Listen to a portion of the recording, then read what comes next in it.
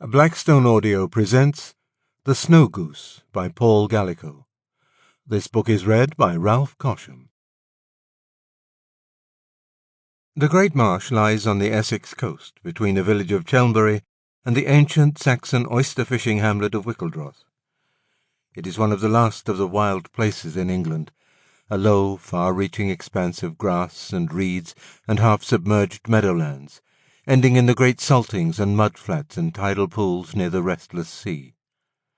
Tidal creeks and estuaries and the crooked meandering arms of many little rivers, whose mouths lap at the edge of the ocean, cut through the sodden land that seems to rise and fall and breathe with the recurrence of the daily tides. It is desolate, utterly lonely, and made lonelier by the calls and cries of the wildfowl that make their homes in the marshlands and saltings. The wild geese and the gulls, the teal and widgeon, the redshanks and curlews that pick their way through the tidal pools.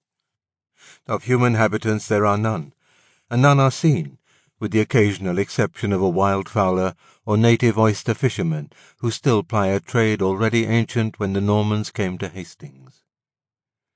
Greys and blues and soft greens are the colours.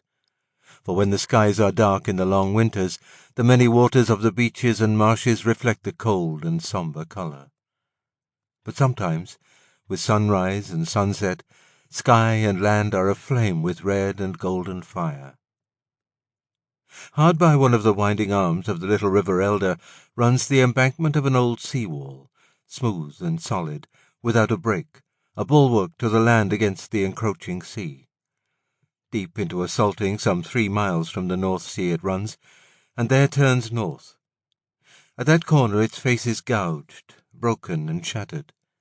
It has been breached, and at the breach the hungry sea has already entered and taken for its own the land, the wall, and all that stood there. At low water the blackened and ruptured stones of the ruins of an abandoned lighthouse show above the surface, with here and there, like buoy markers, the top of a sagging fence-post. Once this lighthouse abutted on the sea, and was a beacon on the Essex coast.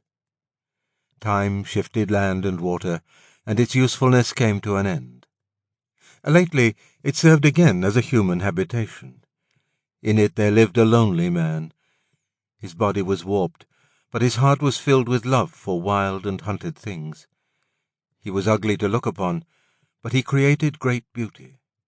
It is about him, and a child who came to know him and see beyond the grotesque form that housed him to what lay within, that this story is told.